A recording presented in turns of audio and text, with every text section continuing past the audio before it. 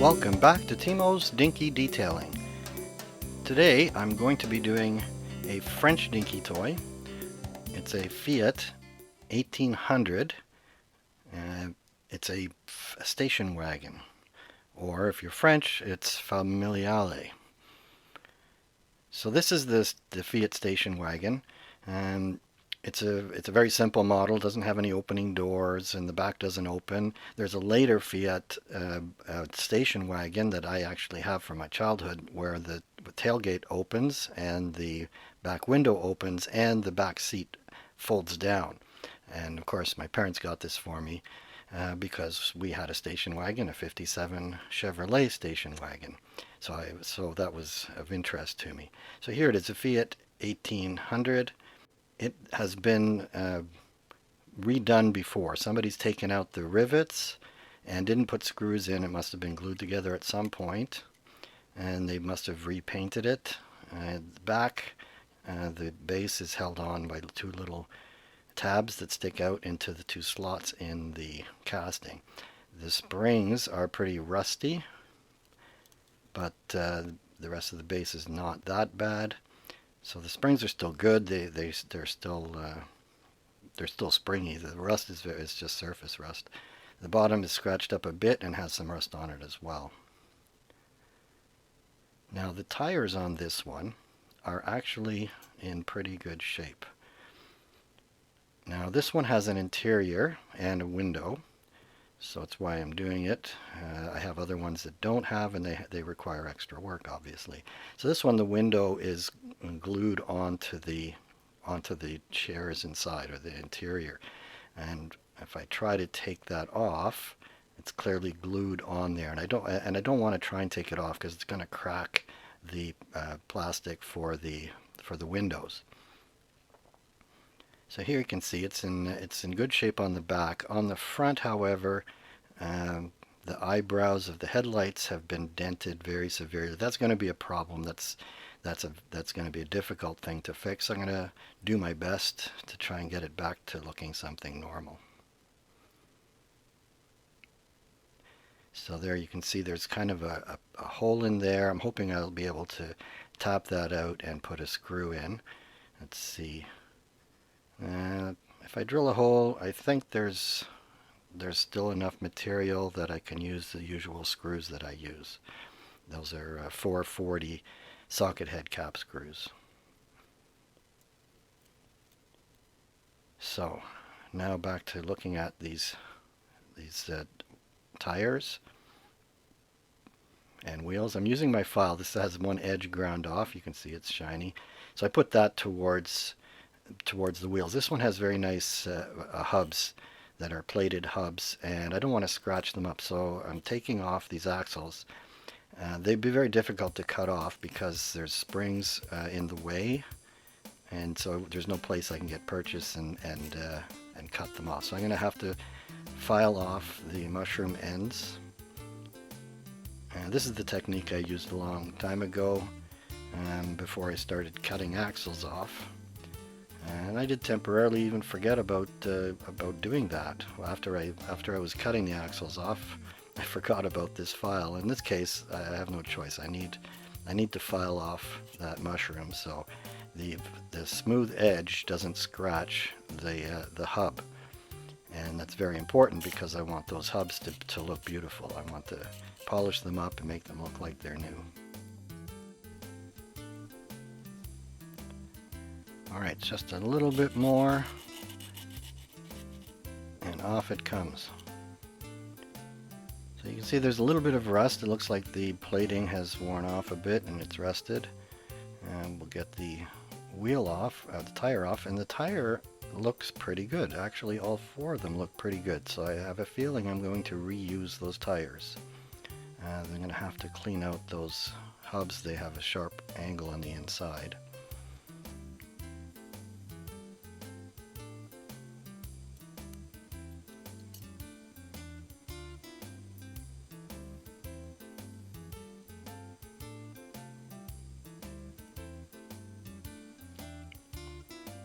Still too difficult to get that. Oh, there it goes. So you You can see it's a bit rusted up, so the plating is worn off, but I'll still be able to polish those, I hope.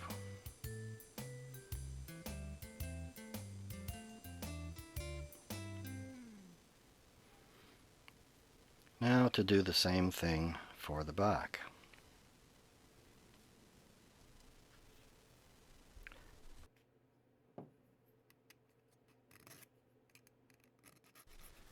So there, that one's off. And take the hub off of the axle. So they all look like that.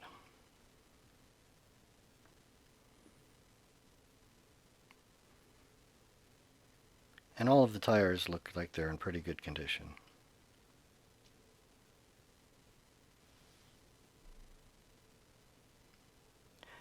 Now I'm using this, this is a rust remover.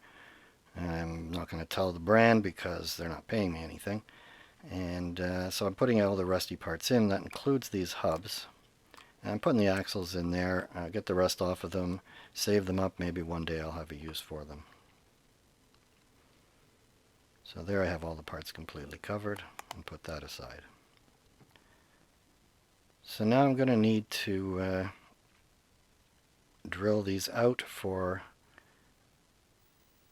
putting a thread in. So I'm using a center drill so that I can angle the center drill and move the center of the hole, hopefully to the middle of the post, because that divot that's in there already is kind of off center. So I'm going to see if I can get it a little bit closer to being on center. There's only the one screw holding this base on, so I want to get this one right. So I got it started. So I go over to the drill press. Under that paper towel there's a piece of wood that's clamped onto the bed of the drill press, and that lets me put the Dinky toy in the right position, and it's a flat surface, which is the hood of the car. And I drill my hole, and then I'm going to go back to the bench, and I'm just going to use a hand tap. This is actually machine tap. This is a spiral flute tap, as I tell you every time. The spiral, when I'm cutting, it lets the swarf come out the top of the hole rather than being pushed down to the bottom like the other machine taps that I used to use. I decided I would spring for this one because it would leave a deeper thread, because there wouldn't be any swarf at the bottom of the hole. So that's a pretty quick operation.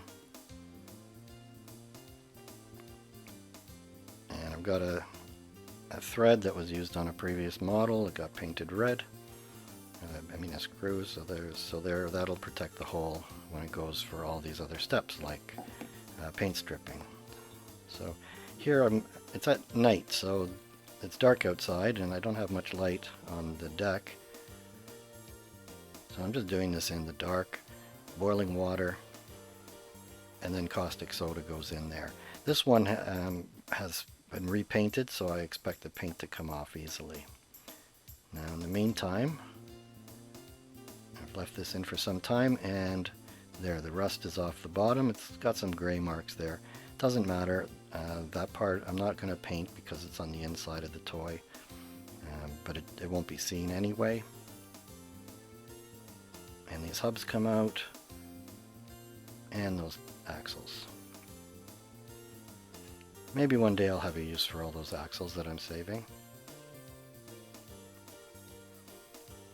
Now you can see that this base, it didn't really, see, this one appears to be painted. It doesn't appear to have been blued. Some of them are blued, and then the paint stripper will take off the bluing.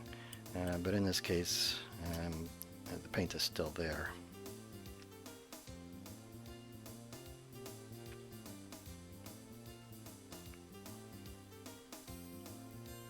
So it's fitting on there nice. It's bent up, so it's going to have to be straightened out. So I'm going to straighten it out before I deal with the paint. And I get my parallel jaw pliers, and then first thing I do is put them away and bend with my fingers. It's quite thin sheet metal, so it's not hard for it to get bent accidentally, but it's also pretty easy to straighten it out. And you want to get it right because there's this angle and there's a step, and then those two tabs that go into the bodywork, they have to be in the right place so that the toy will sit straight and flat on the ground when it's all put together. And the other thing I've discovered is you got to make sure it's not twisted.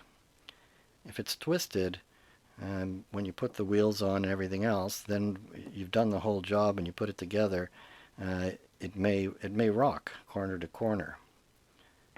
So that's something that's happened to me a couple of times, and now I make sure I also twist it so that it's in the right shape.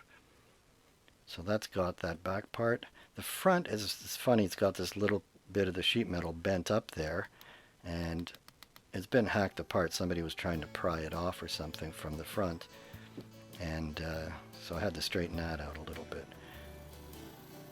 So now to the wire wheel and then the buffing wheel. So here I've got, this is the hubs.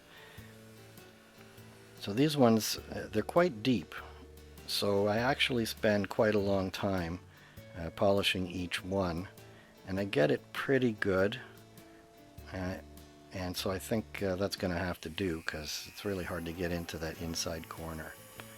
Now this is really the worst part of the job. I've gone here with a pointy teardrop shaped or pine cone shaped, I guess, carbide burr, and trying to get the stuff away, the bent up stuff away from the headlight.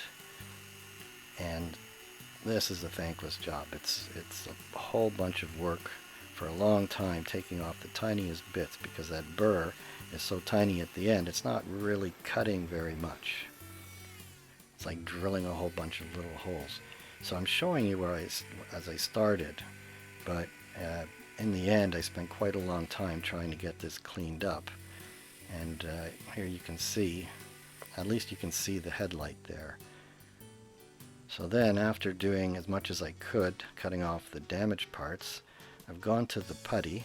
Now the putty is a little bit better for this application because it's sticking out quite far. If I tried to use, I often will use the Bondo spot and glaze putty, but that has to go on to the bare metal because it's going to dissolve the paint. But also it's very brittle, so it will break off very easily if I have it hanging over. So I need to use this putty. It kind of allows me to have it stick out. It's like eyebrows over the headlights. And this is very, very difficult job trying to get this to look decent. And I do spend a huge amount of time, very disproportionate amount of time, trying to get this right. And in the end, it looks better than it did, I'll say that much. It doesn't look like the original, and it never will. There's no way to get that back. So now, there's a couple of colors that this thing came in that were quite boring, but there was one color that I really like, which is a metallic green. So I'm going with the metallic green color that the toy originally came in. So just 2 drops of blue paint in that cup, and it takes the yellow and it turns it into a nice, beautiful, light metallic green. And I've put some thinner in there, and it's going into the airbrush, and the airbrush is still not behaving very well. Fortunately, metallic paint is very forgiving, and I was able to get a pretty decent coat of paint on it. The Vallejo paint is very, very good. So now let's go to the cabin, and I'm going to polish up using micro mesh sanding cloths. And of course, this is a process. You've seen it before. This takes maybe an hour to do all this, and I've obviously shortened it up quite a bit. So the coarser ones at the beginning, and each step I go a little bit finer, and I keep doing it finer and finer until I come to the finest one. And at the end, and it should look almost like a brand new canopy, but in fact it doesn't really, because it doesn't quite have that shine you want. Um, it needs still a final layer of polish.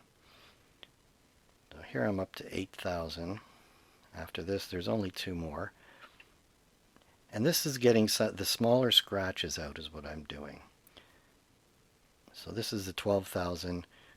Remember Marty was using 12,000. He said it's like sanding with a piece of paper. So there you can see it came out very nice. It looks like you could get this from a supplier and you would say, gee, that's a very nice finish. But I'm going one step further, and I'm going to use the technique that other people use. I'm using the floor polish. This is acrylic floor polish, but I don't dip it in because then it could get inside and cause runs on the inside of the glass because it's all glued together. So putting it in the airbrush and spraying the acrylic coating onto the canopy that way. So I'm able to get it on there without having to dip it and without the chance of any of the floor polish getting on the inside of the window. So now, I didn't show you taping it up, but this is what it looks like taped up. This is for the parts that were spray painted silver, which is the bumpers and the tail lights, the tail light frames at least. And I'm using this Rust-Oleum metallic spray. This is actually a fantastic spray. It really looks a lot like the original one, and once it dries, it's very durable. It's not harmed by your fingers. The shiny chrome stuff, at least the Molotov ones, I find you get your finger on it and it spoils it. Maybe if you waited 2 or 3 weeks for it to dry, maybe it would be stronger, but I don't like using that stuff too much. And this is more like what came out of the factory.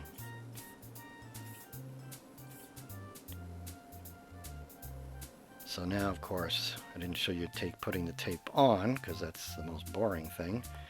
And besides, when I was putting the tape on, I was in the middle of a Zoom meeting, so I was talking with people and listening to them, and I was taping it up, so I didn't have a chance to record that.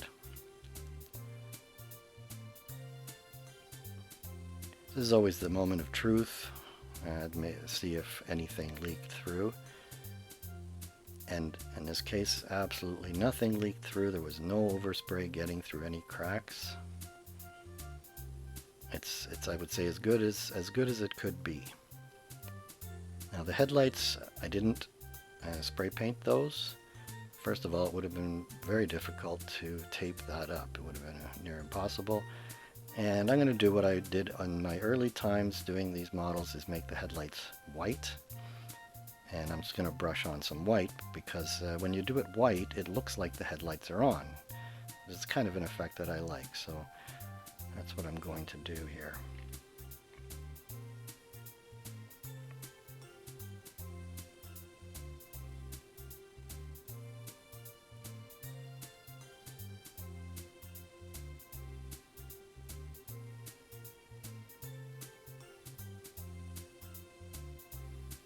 Alright, so that was another important step done. So for the base, I went into the wire brush and I got all that black paint that was kind of loose on there. And I'm going in, here's the semi-gloss black paint. And oh, this is one of those cans that the cap got plugged.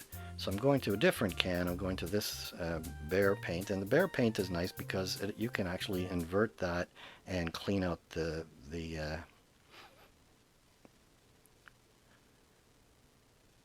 sprayer, the spray cap, and so that one has lasted a lot longer. So now I'm going to cut this is my method with this tubular stainless steel. This is 2mm tubing, and so I'm putting the wheels on there and marking with a tiny little Sharpie, and then it goes into into my 2mm collet adapter and in my collet block and cut it off to length with the Dremel tool. So after doing that, I have to file off the ends. I have to make it square on the end, and I have to file off any burr. And so I also made 2 of them. So before going there, now I'll move over to doing some detailing. I do the painting steps. Sometimes I want to do it right away, but I can't. I've got to wait for paint to dry. And so then I do something else in between. That's why this one is kind of, okay, going from cutting axles to painting taillights.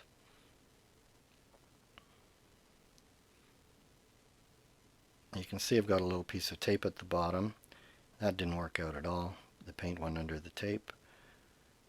So in the end, I wound up painting the entire thing red. It already dribbled down under the tape because there was no way to press the tape down there, so I just touched it up a little bit more. And now on the front, I'm going. This is the paint. It's Mr. Hobby paint, and I was tempted to throw the thing out, and I said, no, you know what? It's good paint. Maybe I'll try it with a brush, and I'll find this is the one that dried up inside my airbrush, and didn't want to clean up with anything. I wound up soaking it in Varsol, and it started to work, and I was able to paint this one, but it's still giving me trouble, so I may buy a new airbrush.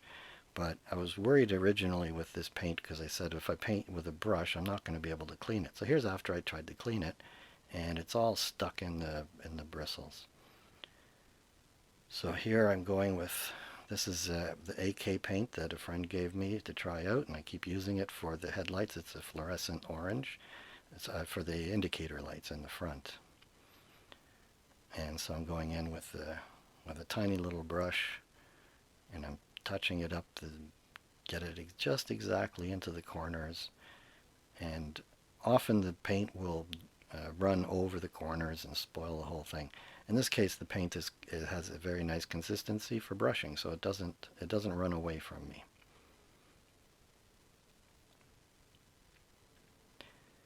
So the last bit of decoration is to put a license plate. There's a big square license plate patch there for over and under numbers. So I don't know what the French license plates look like. Apparently this toy came without a license plate, but with the black patch where the license plate goes. That's the only thing I could find in the pictures. But I'm going to put numbers on here. So this will be the white background, and you'll see through the numbers. See this white through the black part where the numbers haven't been colored in.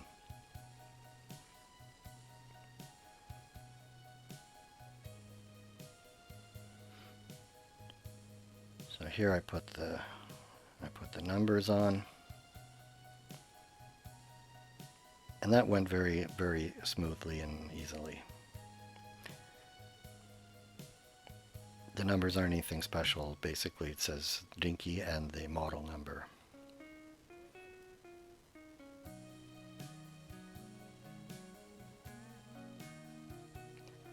Now, back to the axles. I've already cut those axles, and now I'm going for the mushrooms. And I gotta get 4 of these. And they're made of bronze color, so I have to clamp them in a little pin vise and buff the end. It only takes a couple of seconds. The more trouble just to get the thing into the pin vise, and then take it out and put the next one in. Just a couple seconds takes off that finish. And I wipe because there's the grit is held in by wax, so it leaves kind of a wax layer. So here's the axles that I cut earlier. So I just got to get these axles underneath those springs. And the nice thing is the spring, once the axle's in there, it holds it in place so it doesn't fall out. So it's easy to set up, putting the wheels on and then gluing the mushrooms into the ends. This one's is very flush to the surface, and I'm not able to get it up with the fingernail. So we go to the tools. And it's funny, on the one side you can't get it, on the other side, no problem.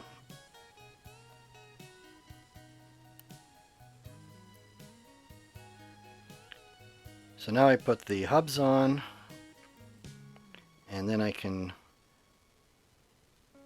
align the length of the axles coming out, and I can glue on the mushrooms. So I'm using 5-minute epoxy. This is the 5-minute epoxy from the dollar store, because the expensive epoxy from the hardware store with the Gorilla on it doesn't cure it. You can leave it for an hour and it'll still be sticky. This stuff, in 5 minutes, it hardens up, and it does it exactly like it should. So that's the stuff I use, and it's way cheaper anyway. So just a little dab on there on the end. It's tricky because I don't want to get any on the hub.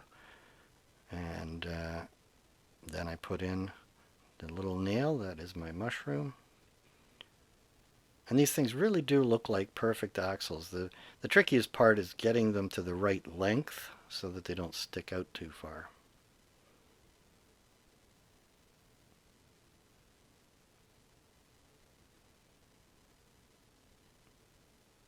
And that's all 4 of them. Now I gotta wait 5 minutes before I carry. Oh, that's not all 4, that's only 3 of them.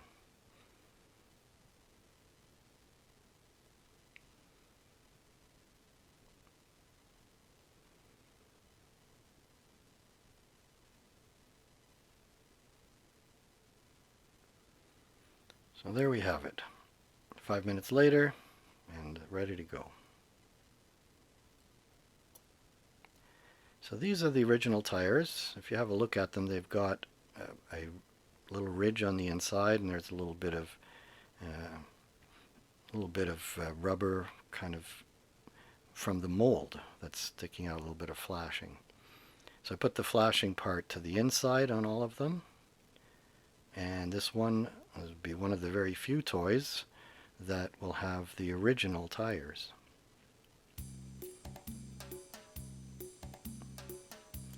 Choosing the right side. Now remember to like, share, and subscribe and all that stuff. The like button is the easiest one. Nobody ever pushes it. And you push the like button. It's easy. You don't have to even write anything. And that one may have some effect on the algorithm. I don't know.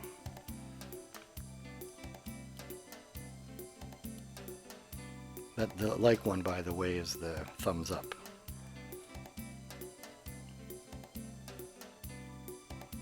So there we have it. The base looks great.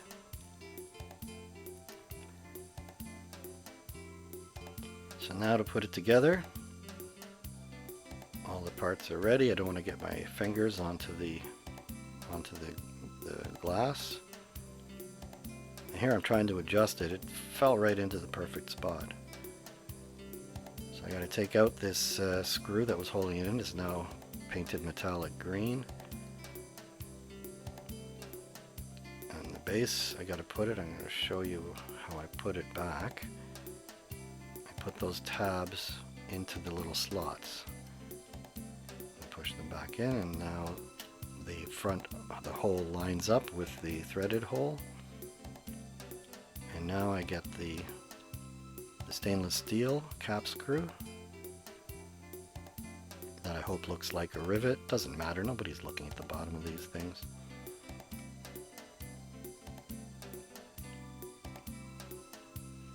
And there you have it. So let's just remind you of what it looked like. It's play worn. Actually, it's been repainted, so the paint looks like it's half decent. The child didn't bother to paint the grill a different color, and the base, of course, was bent out of shape, so it wasn't sitting properly on the ground. So let's see what it looks like now. So that looks beautiful. That looks more like what it looked like when it came from the store. I was able to get those headlights looking half decent. If you didn't know that I'd fixed them up, you might not even notice them. The wheels look all nice and shiny, and it looks like almost like a brand new toy. So I hope you enjoyed this episode of Timo's Dinky Detailing. Until next time, be seeing you.